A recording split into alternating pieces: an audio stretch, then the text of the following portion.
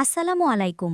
এখন শুনবেন সংবাদ শিরোনাম। স্বদেশে তারেক রহমানকে অভ্যর্থনা জানানোর প্রস্তুতি, অর্ধ কোটি লোক সমাগমের প্রত্যাশা বিএনপির। 25 তারিখে এখানে মানে গুম নির্যাতনের মামলায় ট্রাইব্যুনালে শেখ হাসিনা সহ 17 জনের বিচার শুরু। 21 জানুয়ারি সাক্ষ্য গ্রহণ। অব্যাহতি চেয়ে আসামি সেনা কর্মকর্তাদের আবেদন খারিজ। জমিয়তে উলামায়ে ইসলামের সাথে 4 আসনে বিএনপির সমঝোতা, পরস্পরের আসনে প্রার্থী না দেওয়ার সিদ্ধান্ত। তাদের সাথে আমাদের সমঝোতা হয়েছে ওই আসনে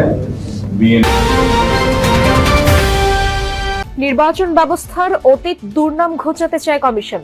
মাঠ কর্মকর্তাদের সাথে সিইসির বৈঠক, আইনের কঠোর প্রয়োগের নির্দেশনা। এতক্ষণ দেখছিলেন সংবাদ শিরোনাম, এখন দেখবেন বিস্তারিত। বিএনপির ভারপ্রাপ্ত চেয়ারম্যান তারেক রহমানের দেশে ফেরা উপলক্ষে রাজধানীতে শুভেচ্ছা বিনিময়ের প্রস্তুতি নিচ্ছে দলটি। অর্ধ কোটি মানুষের সমাগম প্রত্যাশা করছে বিএনপি, জানিয়েছেন দলের সিনিয়র যুগ্ম মহাসচিব রুহুল কবির রিজভী।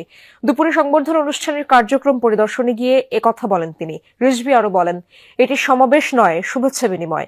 এর মধ্যে দেশের বিভিন্ন প্রান্ত থেকে মানুষ আসতে শুরু করেছে। তিনি আরো বলেন, তারেক রহমানের নিরাপত্তা নিশ্চিতের দায়িত্ব প্রথমত সরকারের, তারপর দলের। 3 দিন ধরে বিশ্ব রোড থেকে পূর্বাঞ্চলমুখী 300 ফিট সড়কের একটি অংশে চলছে মঞ্চ তৈরির কাজ। সব জল্পনা কল্পনার অবসান ঘটিয়ে দীর্ঘ 17 বছরের বেশি সময় পর 25 ডিসেম্বর দেশে ফিরছেন তারেক রহমান। ঢাকায় পৌঁছে 300 ফিটের শুভেচ্ছা বিনিময় অনুষ্ঠানের যোগ দেবেন তিনি। সেখান থেকে এভারকেয়ার হাসপাতালে যাবেন চিকিৎসাধীন মা বেগম খালেদা জিয়াকে দেখতে। 25 তারিখে এখানে মানে মানুষের মহামিলন এবং মহামেলায় পরিণত হবে, এই ব্যাপারে আমরা নিশ্চিত। এটা কিন্তু সমাবেশ না, এই যে জনসমাগম হবে তাদের সামনে শুভেচ্ছা দিয়ে উনি তার মা দেশনেত্রী বেগম খালেদা জিয়া তাকে দেখে তারপরে তিনি বাসায় যাবেন। অর্ধ কোটিরও বেশি মানুষের উপস্থিতি হবে সেদিন ঢাকায় ইনশাআল্লাহ।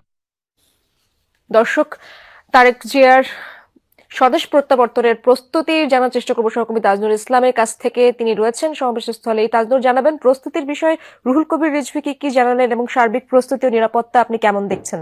এখন পর্যন্ত প্রস্তুতির যে কার্যক্রম সেটি তো দ্রুত বেগে এগোচ্ছে এবং প্রতি ঘন্টায় সেই অবস্থার কিংবা সেই দৃশ্যের, সেই চিত্রের বেশ পরিবর্তন বোঝা যাচ্ছে। মঞ্চের একেবারে ঠিক পাশেই রয়েছে, খুব স্পষ্টভাবে মঞ্চের ঠিক উপরে যেই ছাউনিটা হবে সেটি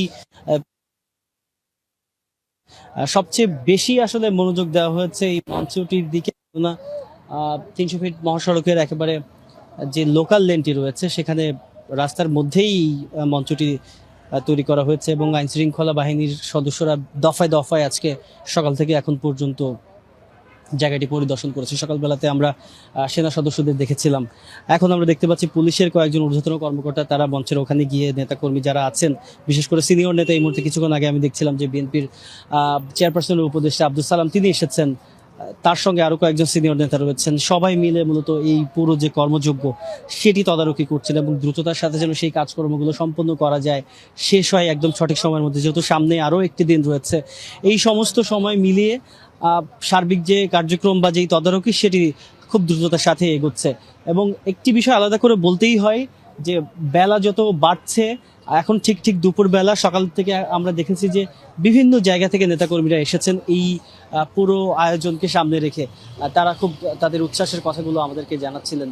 তারা বলছিলেন যে একটু সময় নিয়ে আগেই চলে এসেছেন, কেননা যেহেতু তারা শুনেছেন যে 50 লক্ষের মতো মানুষের যে সমাগম ঘটার যেই কথা দলের তরফ থেকে বারবার করে বলা হচ্ছে, সেটি বাস্তবায়ন করতে বা সেটিকে সমর্থন দিতেই তারা আগেভাগেই চলে এসেছেন, যাতে সেই দিন এই জায়গাতে থাকা বা এই জায়গাতে পৌঁছানো নিয়ে কোনো বেগ বা বিড়ম্বনা না পোহাতে হয়। তবে আরও কয়েকজন নেতার সাথে কথা হচ্ছিল যারা দেশের বিভিন্ন অঞ্চল থেকে এসেছেন, তারা বলছিলেন যে তারা গাড়ি ভাড়া করে রেখেছেন এবং কালকেই তারা রওনা করবেন এই অনুষ্ঠানস্থলে আসার জন্য।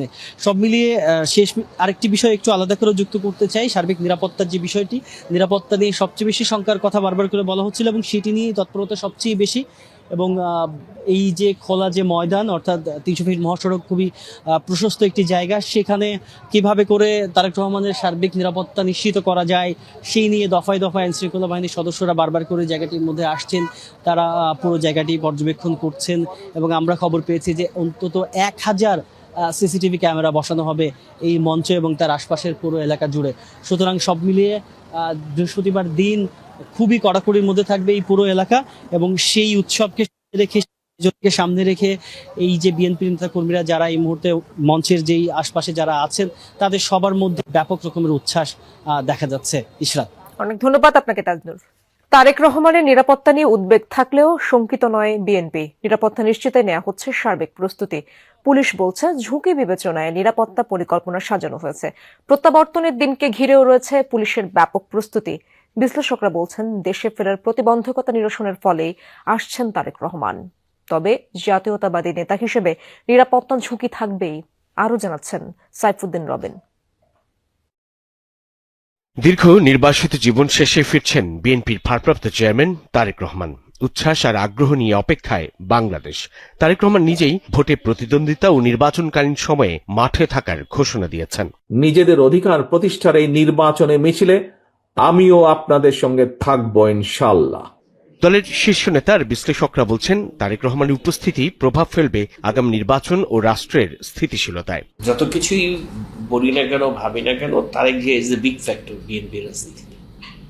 তার আগমন তো অবশ্যই এটা বিগ ফ্যাক্টর দলের উজ্জীবিত হওয়ার ক্ষেত্রে, নির্বাচনী প্রচারণায় উজ্জীবিত হওয়ার ক্ষেত্রে, এবং বিএনপির অভ্যন্তরীণ যে সংকট নিরসনের ক্ষেত্রে তার প্রেজেন্স একটা টনিক হিসেবে কাজ করবে। তারেক রহমানের নেতৃত্বে দলটা তো ভাঙতে পারে নাই, শুধু তাই নয়, দলটা অনেক বেশি আজকে শক্তিশালী হয়েছে। দে বিলং টু বাংলাদেশ, তাদের জন্য বাংলাদেশ প্রথম, বাংলাদেশ ফার্স্ট স্লোগান হচ্ছে কি, প্রথম বাংলাদেশ আমার শেষ বাংলাদেশ। এই ধরনের নেতার দেশে ফিরে আসবে, জনগণ অপেক্ষা করছে। ওনার নেতৃত্বে আমরা আগামী দিনে নির্বাচনে যাব। 25 ডিসেম্বর তারেক রহমান দেশে ফিরলেও প্রশ্ন থেকে যায়, মা বিএনপি চেয়ারপারসন খালেদা জিয়ার চরম সংকটকালে দেশে ফিরতে না পারা সেই আক্ষেপের কথা জানিয়ে দেয়া বিবৃতিতে নিজের যে প্রতিবন্ধকতার কথা জানিয়েছিলেন তা কি কাটলো? বিশ্লেষকরা বলছেন সমাধান হয়েছে বলেই ফিরছেন তিনি। তার আসার ব্যাপারে যদি কিছু প্রতিবন্ধকতা থাকে তো সেইগুলোর ব্যাপারেও হয়তো তারা একটা সমঝোতা বা এই ব্যাপারে একটা ইতিবাচক কোনো বন্দোবস্ত হয়েছে বলেই আমরা বিশ্বাস করি। কিন্তু চট্টগ্রামে বিএনপি মনোনীত প্রার্থী এরশাদুল্লাহ কিংবা নির্বাচনের তফসিল ঘোষণার পরপরই ঢাকায় স্বতন্ত্র প্রার্থী ও ইনকিলাব মঞ্চের মুখপাত্র ওসমান হাদির গুলিবিদ্ধ হওয়ার ঘটনায় শঙ্কিত করেছে বিএনপি নেতাকর্মীদের। তফসিল পরবর্তী কিছু ঘটনা ঘটেছে, এই জন্য আমরা আমাদের নেতার নিরাপত্তা নিয়ে উদ্বিগ্ন, কিন্তু বাংলাদেশ জাতীয় ছাত্রদল ভ্যানগার্ড হিসেবে সবসময় জিয়া পরিবারের পাশে ছিল। বাংলাদেশ সরকারেরও নিরাপত্তা দেওয়ার প্রয়োজন রয়েছে এবং যথাযথ নিরাপত্তা দেবেন বলে